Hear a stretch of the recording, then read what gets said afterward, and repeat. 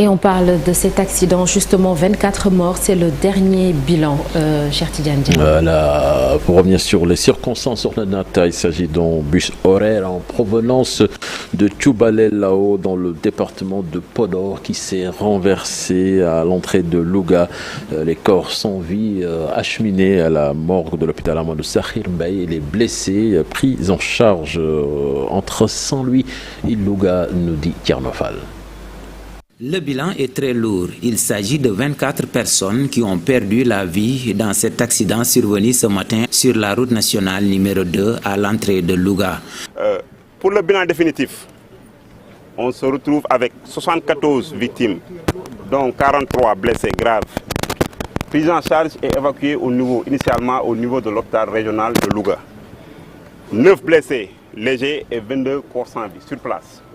Maintenant, le bilan a un peu évolué parce que les blessés, une fois arrivés à l'hôpital, il y a un qui a malheureusement succombé à ses blessures.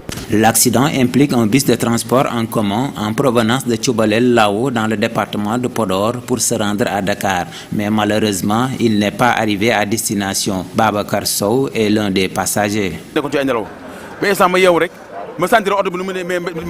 À peine je me suis réveillé, j'ai senti que le véhicule était sorti de sa voie normale.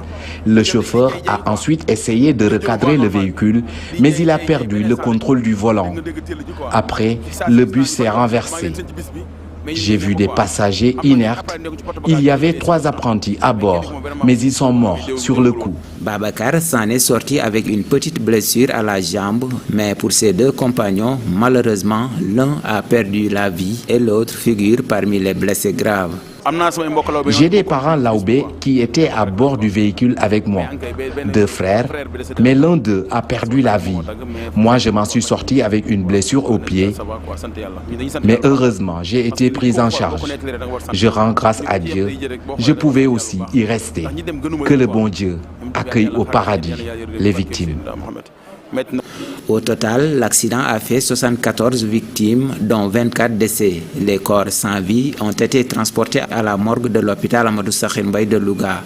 Pour les blessés graves, au nombre de 41, les 30 sont pris en charge au niveau de Louga et 11 parmi eux ont été évacués à Saint-Louis. Le ministre de l'Intérieur lui annonce la prise en charge des blessés. Il a tout de même fustigé le surnombre dans le bus. Les détails dans cet envoi signé Ousseynou Diop. Le bilan de l'accident survenu dans la région de Louga a fait 24 morts. La dernière victime est décédée à l'hôpital régional de Saint-Louis après avoir reçu les premiers soins, selon le ministre de l'Intérieur. C'est un accident tragique avec un lourd bilan. Nous avons déploré sur site déjà 22 décès. Ensuite, il y a eu 2 autres décès qui sont intervenus respectivement à l'hôpital de Louga et à celui de Saint-Louis. Le ministre de l'Intérieur, Antoine Félix Diome, le ministre des Transports terrestres, Mansour Faye, et le ministre du Développement communautaire, Sam Ndiobenka, étaient tous venus à Louga pour s'enquérir de la situation des blessés. Le ministre de l'Intérieur a promis des mesures draconiennes contre les chauffeurs qui volontairement mettent la vie de la population en danger avec des surnombres notés dans les voitures de transport. Il ne roulait pas de nuit. N'empêche, il y avait un surnombre de passagers qu'il faut déplorer et inévitablement, cette question, on devra la prendre en charge.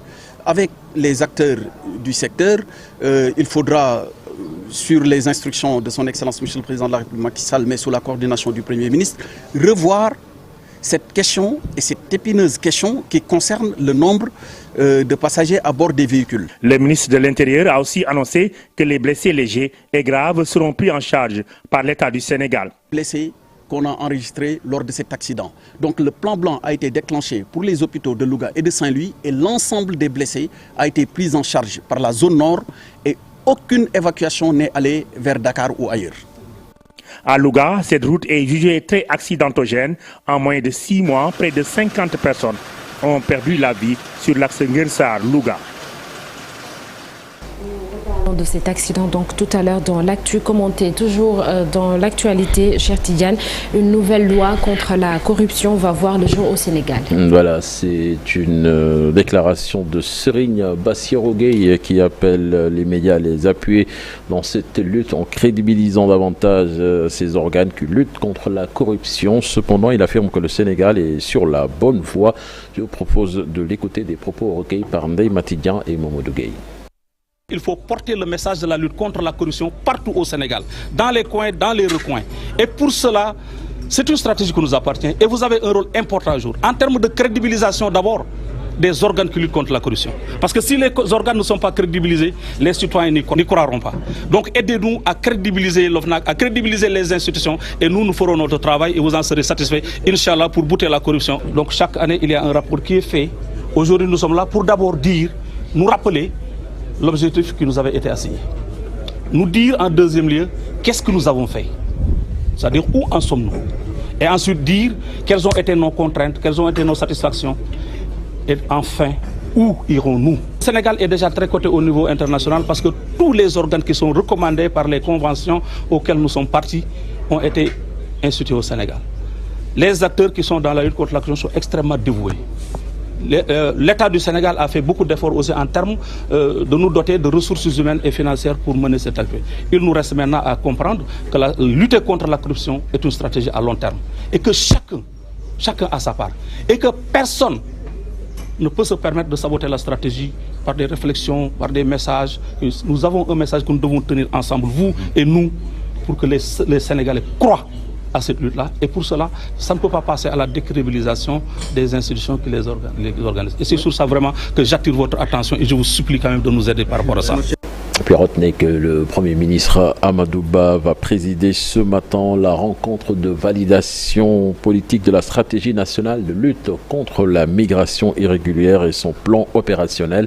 Cette stratégie a fait l'objet d'une validation technique au mois de novembre dernier par les acteurs de la société civile sénégalaise, des organisations et autres partenaires. Il s'agira également de suivre et coordonner l'action des services compétents en matière d'immigration et de surveillance de frontières, entre autres. Le ministre de l'Intérieur est attendu à cette rencontre selon l'agence de presse sénégalaise sur Manhattan. Et célébration ce jeudi de la fête de l'Achoura, Cheikh Tidiane. Voilà, une fête qui va se dérouler dans un contexte économique très difficile pour les ménages. Pour cause, les femmes soutiennent que la viande coûte excessivement cher. Le kilogramme coûte entre 3 800 et 4 000 francs CFA et les éleveurs se défendent et évoquent la cherté de l'aliment de bétail. Écoutons leur réaction au micro d'Abdoulaye Patéane. L'autorisation parentale est signée et légalisée par leurs parents, désirant de nous accompagner pour cette noble initiative. Le but de cette initiative, c'est de les former, les encadrer et surtout les empêcher. Voilà, toutes nos excuses, ce n'est pas le bon élément. Certainement, nous y reviendrons tout à l'heure dans le journal en Wolof. Au mot de sport, Nathan, avant de terminer, Afrobasket au Rwanda. Les Lions se rassurent à 24 heures du démarrage de la compétition. Elles ont battu hier en amical la RD Congo 71-53. Rappelons que le Sénégal est logé dans la poule C en compagnie du Mali et de l'Ouganda. Rendez-vous tout à l'heure, Cheikh Tidiane Diao, pour l'actualité nationale toujours, et ce sera sous forme de brève et en Wolof. Dans la première partie, toujours ce jeudi, nous allons parler de pêche donc le 27 juillet 2015 s'est ouvert à Dakar un atelier de